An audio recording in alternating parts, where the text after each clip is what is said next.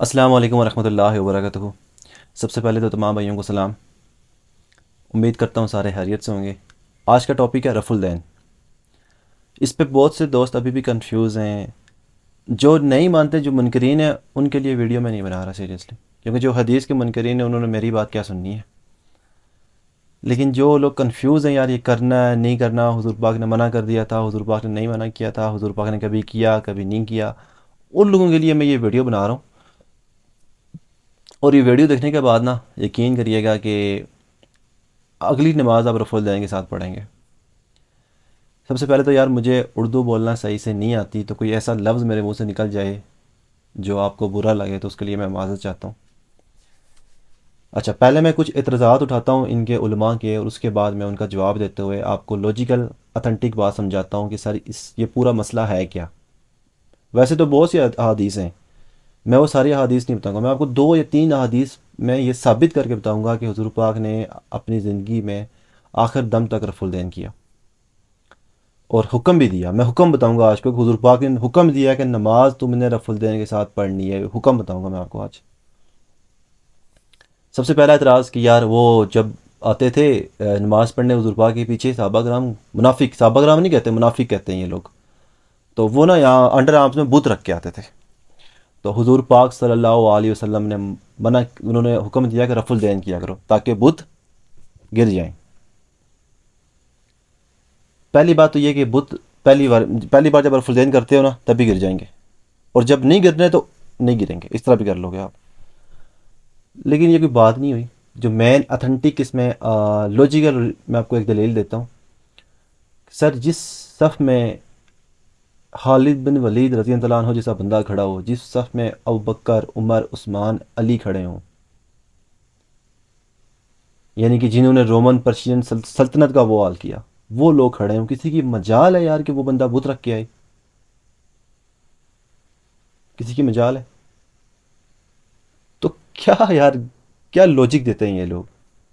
اچھا، اب اس پہ میں ان کو ایک علمی دلیل دوں گا جس پہ آپ لوگ انہیں پکڑ بھی سکتے ہو۔ ہم کوئی بات کریں تو یہ کہتے ہیں یہ گستاخ صحابہ ہے، ٹھیک ہے، ہم پہ یہ فتوے لگاتے ہیں گستاخ صحابہ کے۔ مجھے یہ بتائیں کہ نبی پاک صلی اللہ علیہ وسلم کے پیچھے کافر نمازیں پڑھتے تھے، مشرکین نمازیں پڑھتے تھے؟ نہیں، کون پڑھتا تھا نمازیں؟ صحابہ کرام۔ تو اس کا مطلب یہ کہ تم یہ کہہ کہ وہ بت رکھ کے آتے تھے، تم صحابہ کرام کو منافق کہہ رہے ہو؟ تو گستاخی کا فتویٰ سب سے پہلے کس پہ لگے گا؟ تم پہ، ٹھیک ہے؟ تو آپ لوگوں نے ان کو یہاں سے پکڑنا ہے۔ اگر یہ دلیل، سیکنڈ دلیل، مفتی واحد صاحب، میں اس بندے کا نام اس لیے لے رہا ہوں نا کہ یار وہ بندہ ممبر پہ بیٹھ کے اتنا جھوٹ بولتا ہے۔ اب ونس میں اس کو سنا کرتا تھا یار، لیکن ابھی وہ بندہ اتنا جھوٹ، حد ہو گئی۔ پہلے انہوں نے کہا جی کہ حدیث مبارکہ ہے کہ حضور پاک صلی اللہ علیہ وسلم نے فرمایا کہ گھوڑوں کی دموں کی طرح ہاتھ نہ ہلاؤ۔ بالکل صحیح حدیث ہے، مانتے ہیں اس کو ہم۔ صحیح مسلم 970، مفتی صاحب نے تو نمبر نہیں بتایا تھا آپ کو، میں بتا دیتا ہوں، صحیح مسلم 970 حدیث ہے۔ اچھا، میں آپ کو ایک بات سمجھاتا ہوں، صحیح مسلم اور صحیح بخاری میں بڑا فرق ہے۔ امام مسلم نے الگ ترتیب دی ہے، امام بخاری نے الگ ترتیب دی ہے۔ امام مسلم کا ہم پہ بہت بڑا احسان ہے کہ امام مسلم نے احادیثیں ایسے لی ہیں نا، احادیث کہ فار ایگزامپل ایک ٹاپک ہے نماز، تو اس پہ آپ کو گٹھی احادیثیں مل جائیں گی، ساری احادیث مل جائیں گی، ٹھیک ہے؟ جبکہ بخاری میں ہو سکتا ہے آپ کو ایک حدیث یہاں پہ ملے، اس کا ترک اگلے چیپٹر میں ملے، ٹھیک ہے؟ بخاری میں یہ سین نہیں ہے۔ اوپر سے امام مسلم نے ہم پہ یہ احسان بھی کیا ہے کہ انہوں نے اربع رجال کو نا حدیث کا چیپٹر بنا دیا ہے۔ یعنی کہ آپ اس بات کو ڈسکس کرنا چاہو کہ یہ حدیث کس کی ہے، راوی کون ہے، تو وہ آپ کو اسی کے اندر ہی مل جائے گا۔ صحیح مسلم حدیث نمبر 970، جو مفتی صاحب ممبر رسول پہ بیٹھ کر لوگوں کو گمراہ کر رہے ہوتے ہیں اور کہتے ہیں کہ حضور پاک نے منع فرمایا کہ گھوڑوں کی دموں کی طرح ہاتھ نہ ہلاؤ۔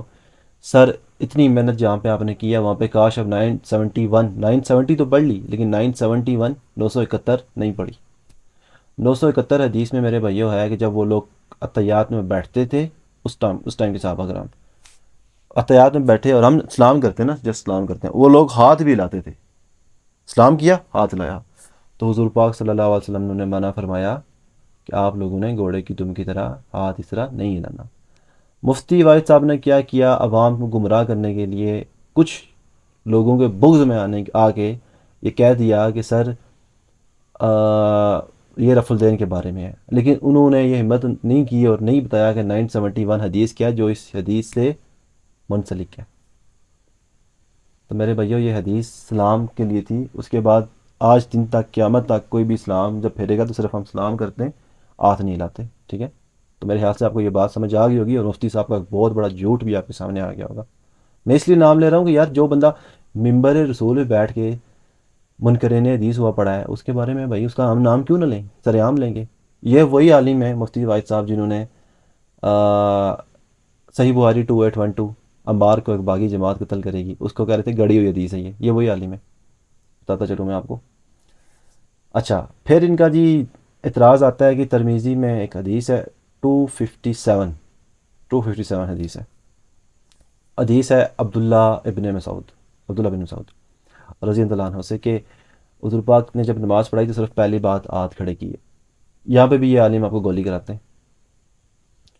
آپ نے کہنا ہے سر 256 بھی پڑھیں، 257 میں یہ لکھا ہے تو 256 میں یہ لکھا ہے کہ عبداللہ بن مبارک کہتے ہیں رضی اللہ عنہ کہتے ہیں کہ جو حدیث عبداللہ بن مسعود سے ہے کہ حضور پاک نے صرف پہلی بار ہاتھ کھڑے کیے وہ ثابت نہیں ہے۔ یہ 256 کے الفاظ ہیں۔ آپ لوگوں نے میرے پہ یقین نہیں کرنا، میں ساتھ میں نمبرنگ اس لیے بتا رہا ہوں تاکہ آپ لوگ یہ جاؤ اور جا کے کتابیں کھول کے گوگل پہ یا اسلام 360 آپ کے پاس وہاں پہ ڈاؤن لوڈ کر کے یہ حدیثیں دیکھو کہ وہ حدیثیں واقعی یہاں پہ لکھی ہیں یا اپنے پاس سے کہہ رہا ہے، ٹھیک ہے؟ تو یہ اس لیے میں نمبرنگ ساتھ بتا رہا ہوں آپ کو۔ 257 میں کیا ہے کہ صرف پہلی بار اٹھائے، 256 میں کیا ہے کہ وہ حدیث ثابت نہیں ہے، یعنی کہ شک کی بنیاد آ رہی ہے اس پہ۔ بے شک وہ حدیث ضعیف نہیں ہے، صحیح حدیث ہے، لیکن شک کی بنیاد آ رہی ہے۔ تو آپ ایک شک کی بنیاد والی حدیث اٹھا کے 40 سے 50 احادیث ایسی ہیں جو ثابت ہیں رفع الدین کے بارے میں، آپ ان کے اگینسٹ کھڑے ہو گئے ہو۔ یہ بھی چھوٹی بات ہے، اس سے بڑی بات ہے نہیں لگاؤں۔ پھر یہ کہتے ہیں کہ جی حکم کہاں پہ ہے جی رفع الدین کرنے کا، حکم بتائیں۔ تو میرے بھائیو حکم بتانے لگاؤں، پھر آپ کو حکم بھی ایسا بتاؤں گا نا کہ ان کی اگلے کی پچھلے یاد رکھیں گی نسلیں۔ حضور پاک کی حدیث مبارکہ ہے کہ مچھیں پست کرو، مچھیں یعنی کٹواؤ، اور داڑھی کے بال بڑھاؤ، ٹھیک ہے؟ حکم ہو گیا۔ اور میں آپ کو حلفاً کہتا ہوں کہ مجھے ایک بندے نے آ کے منہ پہ بولا ہے کہ یار تو بہت بڑا گناہ کار ہے یہ جو داڑھی تو کٹوا رہا ہے۔ میں نے کہا کیوں؟ کہتا ہے حضور پاک کا حکم ہے، اور مجھے پتہ ہے حدیث مبارکہ ہے کہ داڑھی کے بال بڑھاؤ اور مچھیں پست کرو، لیکن وہ حدیث بھی کچھ صحابہ کرام مٹھی پر کاٹ دیتے تھے، کچھ صحابہ کرام رکھتے تھے۔ ہمارے نبی کبھی کریم صلی اللہ علیہ وسلم کی داڑھی تھی مٹھی پر، نیچرل تھی۔ تو اب اس میں یہ ثابت نہیں کر پاتے کہیں بھی کہ یار کیا کریں، اتنی رکھنی ہے، اتنی رکھنی ہے، اتنی رکھنی ہے، لیکن قرآن سے ریفرنس دیتا ہوں آپ کی آسانی کے لیے جو بالکل ہی کلین شیو ہے۔ میں اس لیے نہیں، یہ نہیں کہہ رہا کہ داڑھی چھوٹی کر لو، میں تو الحمدللہ بڑی کر رہا ہوں داڑھی، لیکن قرآن سے ریفرنس دیتا ہوں آپ کو۔ قرآن میں لکھا ہے سر کہ عورت نے خود کو مرد کی طرح نہیں کرنا، اور مرد نے خود کو عورت کی طرح نہیں کرنا، یعنی کہ داڑھی آ رہی ہے آپ نے کلین شیو نہیں کرنی۔ کلین شیو کر رہے ہو نیچرل چیز ہے، اللہ کی تخلیق ہے۔ کلین شیو کر رہے ہو آپ خود کو ایک عورت کے ساتھ ملا رہے ہو، تو آپ نے یہ کام نہیں کرنا۔ سمجھ آ گئی بات کی؟ یہ قرآن کی آپ اگینسٹ جا رہے ہو، پھر اللہ کے حکم کے اگینسٹ جا رہے ہو، ٹھیک ہے؟ باقی رہی بات، اب میں اس ٹاپک کو یہاں پہ چھوڑ کے میں واپس رفع الدین کی طرف چلتا ہوں کہ اس چیز کو لے کے یہ آپ پہ فتویٰ لگائیں گے، آپ کو گنہگار بولیں گے کہ حضور پاک نے حکم دیا داڑھی بڑھاؤ اور مونچھیں چھوٹی کرو۔ اللہ کے حضور پاک نے کوئی بھی کسی بھی الفاظ میں یہ لفظ موجود نہیں ہے کہ میں تمہیں حکم دیتا ہوں کہ داڑھی بڑھاؤ، لیکن حدیث اس طرح سے ہے کہ داڑھی بڑھاؤ اور مونچھیں چھوٹی کرو، یعنی کہ حضور پاک کا حکم ہو گیا، ٹھیک ہے؟ آئی سمجھ بات؟ اس بنیاد پہ یہ آدھی مسلم امہ پہ داڑھی نہ ہونے کا فتویٰ لگاتے ہیں، بڑی داڑھی نہ ہونے کا فتویٰ لگاتے ہیں۔ اب میں آپ کو ایک مزے کی بات بتاتا ہوں، یہ کہتے ہیں نا کہ رفع الدین کا حکم کہاں پہ ہے۔ مالک بن حویرث رضی اللہ عنہ ینگ صحابہ ہیں، ان کے ساتھ 15-20 صحابہ اور بھی ہیں۔ کاؤنٹنگ ظاہر سی بات ہے کسی بھی حدیث میں نہیں آتی 15 تھے 20 تھے، لیکن اتنے تھے ہی تھے کیونکہ وہ لوگ حضور پاک سے دین سیکھنے گئے تھے۔ کچھ دن وہاں پہ وہ ٹھہرے، 15 سے 20 دن وہاں پہ ٹھہرے وہ، اور اس دورانیے میں انہوں نے حضور پاک صلی اللہ علیہ وسلم سے دین سیکھا، اخلاق سیکھا، آداب سیکھے، نماز موسٹ امپورٹنٹ وہ سیکھی۔ غزوہ تبوک کا موقع ہے، تب یہ ملنے گئے تھے، اور اس وقت حضور پاک کی جو ایج تھی وہ 62 یا 61 پوائنٹ سم تھنگ، اس طرح آپ کہہ سکتے ہو، یعنی کہ اس کے غزوہ تبوک کے بمشکل 1 سال بعد یا 1.5 سال بعد حضور پاک کی وفات ہو گئی تھی صلی اللہ علیہ وسلم۔ اچھا 15 سے 20 دن گزارے، 25 دن، جتنے بھی دن گزارے وہاں پہ، گزارنے کے بعد جب وہ لوگ واپس اپنے گھروں کو جانے لگے، جب حضور پاک صلی اللہ علیہ وسلم نے انہیں تلقین کی کہ آپ لوگ اپنے اپنے گھروں کو واپس چلے جاؤ، تو حضور پاک نے ساتھ میں انہیں ایک نصیحت بھی دی اور ایک حکم بھی دیا. حضور پاک نے کہا کہ ویسے ہی دین پہ عمل کرنا جیسے میں نے تمہیں سکھایا ہے. اب میں اس کو پراپر آپ کو بتاتا ہوں کیا کیا بولا تھا. کہ نماز کے بارے میں بتاتا ہوں مین چیز، کہ تم میں سے ایک بندہ اذان دے گا، ایک بندہ تم میں سے جو بڑا ہے وہ جماعت کرے گا، اور نماز تم نے نماز جماعت کے ساتھ پڑھنا، اور نماز تم نے ویسے پڑھنی ہے جیسے تم نے مجھے پڑھتے ہوئے دیکھا. داڑھی بڑھاؤ، مجھے پس کرو، حکم. نماز تم نے ویسے ہی پڑھنی ہے جیسے تم نے مجھے پڑھتے ہوئے دیکھا، حکم. یہ بھی نصیحت نہیں ہے، وہ بھی نصیحت نہیں ہے، حکم ہے نا. اب میں آپ کو بتاتا ہوں، صحیح مسلم صحیح بخاری دونوں میں یہ حدیث ہے. میں جب یہ ویڈیو اپلوڈ کروں گا نا تو میں یہ ساتھ میں نمبر لگا دوں گا کہ یہ حدیث کہاں کہاں پہ، تاکہ آپ لوگ جا کے سرچ کر سکو. اب اگلی حدیث سنیے گا. تو یہ پہلی حدیث ہو گئی صحیح مسلم صحیح بخاری دونوں کی، کہ حضور پاک نے ہمیں بولا کہ ویسے نماز پڑھنی جیسے پڑھتے ہوئے مجھے دیکھا. اب دوسری حدیث ہے صحیح مسلم صحیح بخاری سے اگین، کہ مالک بن حویرث رضی اللہ عنہ فرماتے ہیں کہ جب حضور پاک نماز کے لیے کھڑے ہوتے، رفع الدین کرتے، رکوع میں جانے سے پہلے رفع الدین کرتے، رکوع میں اٹھنے کے بعد رفع الدین کرتے، اور پھر جب اتحیات سے اٹھتے تو پھر بھی رفع الدین کرتے.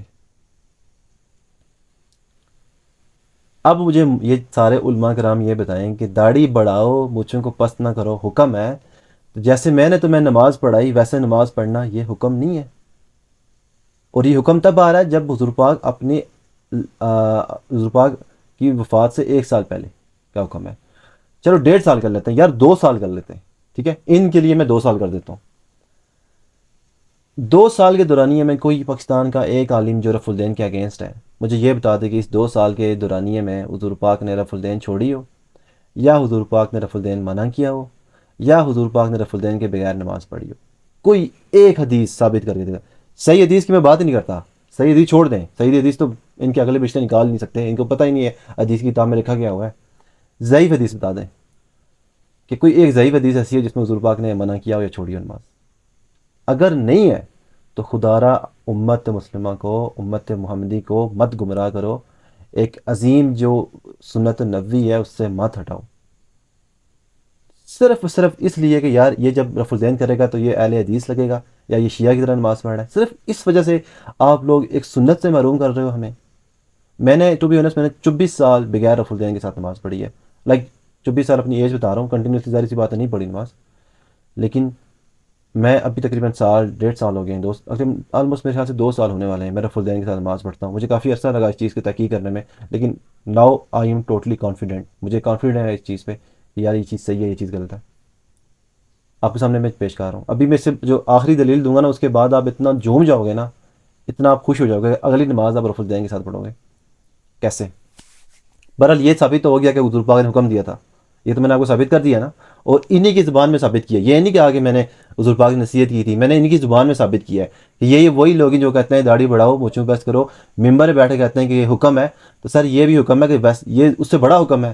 داڑھی کی جو پوچھ ہوگی وہ بعد میں ہوگی، پہلا سوال ہی نماز، پہلی سوال ہی نماز کے بارے میں ہوگا. نماز کی پہلے پوچھ ہوگی، داڑھی بعد میں، بعد کی بات ہے. تو کیا پوچھ جائے گا جی؟ نماز پڑھی ہے ویسے اس طریقے سے جس طریقے سے نبی پاک صلی اللہ علیہ وسلم نے تلقین کی تھی، نصیحت کی تھی، حکم دیا تھا. تو یہ چیز تو ثابت ہو گئی. اب میں نے ثابت کر دیا، میں نے ان کے آگے سوال بھی رکھ دیا ہے. اور جو لوگ رفع الدین نہیں کرتے، رفع الدین کے اگینسٹ ہیں، اس ویڈیو کو دیکھ رہے ہیں، ان سے بھی یہ سوال ہے، سر آپ ثابت کر کے بتا دیں، کوئی ایک ضعیف حدیث بتا دیں اس کے بعد. اچھا اب میں آپ کو بتاتا ہوں ایک ایسی ہستی سے ایک حدیث بتاتا ہوں جس ہستی پہ نا دل جان سب قربان ہے. مولا علیہ السلام،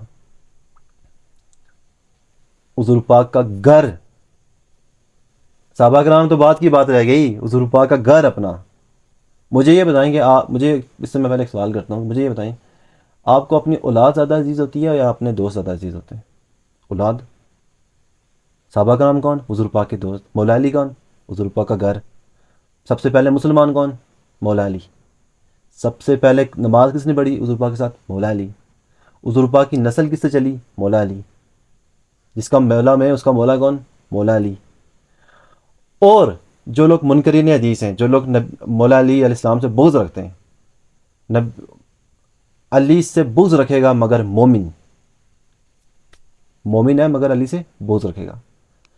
سر امام جز رفع الدین حدیث نمبر 1، پہلی حدیث امام صاحب لے کے آئیں کس سے؟ مولا علی سے. اور مولا علی نماز کا طریقہ بتا رہے ہیں، اور طریقہ کیا بتا رہے ہیں؟ رفع الدین کے ساتھ. جز رفع الدین حدیث نمبر 1، پہلی حدیث جو جز رفع الدین میں ہے نا وہ مولا علی سے ہے. اب آپ یا تو مولا علی کے منکرین بن جاؤ، علی سے بغض رکھے گا مگر مومن، یا تو مان لو. کیونکہ جس بندے کے گھر میں دین آیا ہو یار، وہ بھی نماز کا طریقہ غلط بتائے گا آپ کو. سوچنے والی بات ہے نا. میں چاہتا نا سر، میں یہاں پہ آپ کو ساری حدیثیں PDF کی شیپ میں دے دیتا کہ یہ پڑھو جا کے رفع الدین، لیکن مجھے پتا ہے کہ آپ لوگوں نے پڑھنی نہیں تھی اور آپ لوگوں نے چیز پہ کنفیوز ہی رہنا تھا. تو میں نے انہی کی زبان میں آپ کو یہ چیز سمجھائی ہے کہ یہ نبی پاک کی وہ سنت ہے جو نبی پاک نے کبھی ترک نہیں کی. ان کے علماء کہتے ہیں کہ ختم ہو گئی تھی، نہیں ختم ہوئی سر. حضور پاک نے مرتے دم تک رفع الدین کیا ہے، رفع الدین کرنے کا حکم دیا ہے. اب بولیں،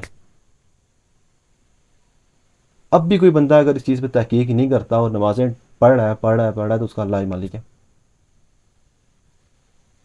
اور یہ چیز ذہن سے نکال دیں گے ہم نے نماز میں کمی کر لی تو ہماری نماز قبول ہو جائے گی. سر آپ کی سوچ ہے، منہ پہ ماری جائیں گی آپ کی نمازوں میں کمی کرو گے تو. جلد بازی، کمی. ٹھیک ہے، تو میرے خیال سے آپ لوگوں کو یہ بات بڑے پیار سے طریقے سے میں نے سمجھا دی ہے. پیار سے طریقے سے ان کو سمجھائیے جو سمجھنا چاہ رہے ہیں. اور جو منکرین ہیں نا، ان کو تو یہ باتیں جا کے یہاں پہ لگ رہی ہوں گی، یار یہ کیا بول رہا ہے یار. کوئی بھی ایسی بات جو اس ویڈیو میں نے غلط کہی ہے نا، مجھے آپ اتھینٹک حدیث بتائیں، مجھے اس کو غلط ثابت کر کے بتا دیں. یار یہ کہانی نہیں کرانی مولویوں کی طرح. کہانی سننے کے میں قائل نہیں ہوں، پہلے بتا رہا ہوں. حدیث سے بات کرنی ہے، قرآن سے بات کرنی ہے، اپنی لکھی کتابوں سے باتیں نہیں کرنی.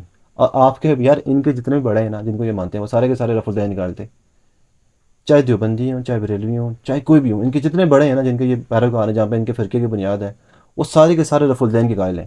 یہ رفع الدین نہیں کرتے. جو اپنوں کے نہ بن سکے وہ تمہارے کیا بنیں گے بھائی، یہ بتاؤ.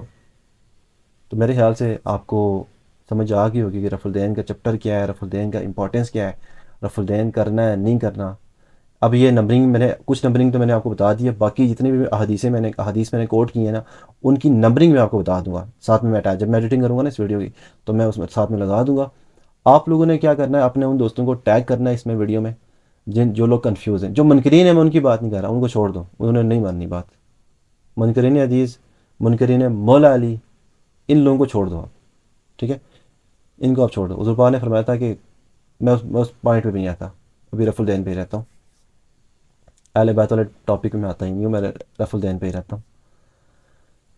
تو آپ نے ٹیگ کرنا ان کو تاکہ ان کی کنفیوژن دور ہو. ان کو حدیثیں نکال کے بتائیں جو میں نے آپ کو بتائی ہیں، اور ان کو یہ بتائیں کہ یہ حکم ہے بھائی، یہ حکم ہے. اب اس حکم کو تم مانو نہ مانو وہ تم پہ ہے. اب رات کو میرے ساتھ ایک بندہ بحث کر رہا تھا کہ یار وہ کھڑے ہو کے پانی پینا بھی سنت ہے اور بیٹھ کے پانی بھی پینا بھی سنت ہے. تو میں کھڑے ہو کے پیوں گا تو مجھے یہ تو نہیں بولو گے نا کہ اس نے بیٹھ کے نہیں پیا تو اس سنت چھوڑ دی، یا میں بیٹھ کے پیوں گا تو مجھے یہ تو نہیں بولو گے کہ اس نے کھڑے ہو کے پیا تو سنت چھوڑ دی. میں نے کہا میرے بھائی یار ان کا مائنڈ دیکھا ہے تم لوگوں نے، دماغ ان کا کدھر جاتا ہے. او بھائی پانی پینا تمہاری ریکوائرمنٹ ہے، پانی نہیں پیو گے تو مر جاؤ گے. کھڑے ہو کے پیو، بیٹھ کے پیو، نہیں پیو گے تو مر جاؤ گے. وہ ریکوائرمنٹ ہے تمہاری. جب کہ نماز پڑھنے کا حکم دیا گیا، نماز نہیں پڑھو گے مرو گے نہیں، لیکن پوچھ ہوگی تم سے. اس کی ریکوائرمنٹ نہیں ہے لیکن حکم دیا گیا ہے. اور پھر ریکوائرمنٹ جب تب بنتی ہے جب حکم لائی ہو جائے. اب کس چیز کو کس چیز سے جوڑ رہے ہیں یار، پانی کو جا کے جوڑ رہے ہیں نماز کے ساتھ. تو میرے بھائیو ایسے ہی ہے نا، وہ بندہ بھی ٹھیک ٹھاک تھا جس سے میں بحث کر رہا تھا. تو یہ لوگ جب عالم سے بحث نہ کیا کریں، ان کے عالموں سے بحث نہ کیا. آپ کو نا کچھ نہ کچھ کر کے، ظاہر سی بات ہے یار، عالم ہوتے ہیں 7 سال اگر جو فقہ حنفی پڑھے گا وہ آپ کو آگے تھوڑی نکلنے دے گا. لیکن آپ نے جب حدیث و قرآن سے بات کریں گے نا، پھر ان کی منہ وہاں پہ بند ہو جائے گا. جیسے میں نے ابھی کیا کہ جب داڑھی کا حکم آپ کہہ رہے ہو، داڑھی آپ نے اتنی رکھی ہوئی ہے تو ادھر رفع الدین کا بھی حکم ہے. اب بتاؤ. تو ان کو انہی کی زبان سے سمجھائیں. اور مین ٹو ٹاپک تھا رفع الدین. یار پڑھیں، میں نے اس لیے ویڈیو بنائی نا کہ الحمدللہ میرے دوست رفع الدین سے نماز پڑھتے ہی ہیں. اور موسٹلی جب نماز پڑھنے میں جاتے ہیں نا تو ساتھ میں جب لوگ دیکھ رہے ہوتے ہیں رفع الدین کر رہا ہے تو وہ بڑے حیران ہو رہے ہیں. مزہ تب آتا ہے نا جب اس سائڈ بھی رف الدین کرنے والا ہو، اس سائڈ بھی رف الدین کرنے والا ہو، اور بیچ میں جو بندہ کھڑا ہے وہ بغیر رف الدین کے پڑھ رہا ہو، وہ بندہ صحیح چیزیں کرتے کنفیوز ہوتا ہے یار کہ یار کیا کروں میں، کیا ہو رہا ہے یہاں پہ، کون سی مسجد میں آ گیا ہوں بھائی. تو مین مقصد یہ ہے کہ میری الحمدللہ کل والدہ محترمہ نے بھی رف الدین کے ساتھ نماز شروع کر دی ہے. کل فائنلی آئی کنونس ہر کہ ماما جو نماز ہوتی ہے وہ رف الدین کے ساتھ ہی ہوتی ہے. تو وہ الگ بات ہے، وہ سجدے میں بھی رف الدین کر رہی تھی، اٹھتے ہوئے بھی رف الدین کر رہی تھی، لیکن میں ان کے پاس ہی کھڑا تھا. میں نے انہیں بتایا، میں نے کہا ایک بار، دو بار، تین بار، چار بار، پانچ، تو وہ سیکھ گئی. اب الحمدللہ وہ انہیں سمجھ آ گئی کہاں پہ رف الدین کرنا ہے، کہاں پہ نہیں کرنا. ساتھ میں میں نے انہیں یہ بھی بتایا جب ہاتھ کھڑے کرتی ہیں تو ظاہر سی بات ہے، پہلی بار جب کر رہا ہوتا ہے نا انسان تو فیل ہو رہا تھا یار یہ کیا کر رہا ہوں میں، لائک ہاتھ کھڑے کر رہا ہوں، نماز کا سکون برباد کر رہا ہوں، یہ بولا. لیکن یار آپ یہ سوچو، آپ دنیا کے امیر ترین انسان ہو، نماز پڑھنے آئے ہو، ہاتھ کھڑے کیے، یہ اللہ پاک میرے ہاتھ میں کچھ بھی نہیں ہے، تو ہی مولا کائنات ہے، تیرے ہاتھ میں سب کچھ ہے، کتنا سکون ملتا ہے. تو مین چیز یہ تھی. باقی یار تمام بھائی، کوئی میری بات بری لگی ہو، کوئی الفاظ میں نے پراپر نہ بولا، کیونکہ میں نے آپ کو پہلے بتایا تھا کہ میں اردو میں تھوڑا سا ویک ہوں، اردو بولنے میں، تو اس کے لیے معذرت. لیکن بات انشاءاللہ مجھے اتنی امید ہے کہ یہ ویڈیو دیکھنے کے بعد بات میں نے آپ کو سمجھا دی ہے، رف الدین کا جو ٹاپک ہے وہ میں نے آپ کو سمجھا دیا ہے. باقی اپنا خیال رکھیے گا. انشاءاللہ اگلی بار کسی اور ویڈیو کے ساتھ ملیں گے آپ کے ساتھ، کسی اچھی بات کے ساتھ، کسی اور سنت النبی کے ساتھ ملیں گے. تب تک کے لیے اپنا بہت سارا خیال رکھیے گا سر. اللہ حافظ.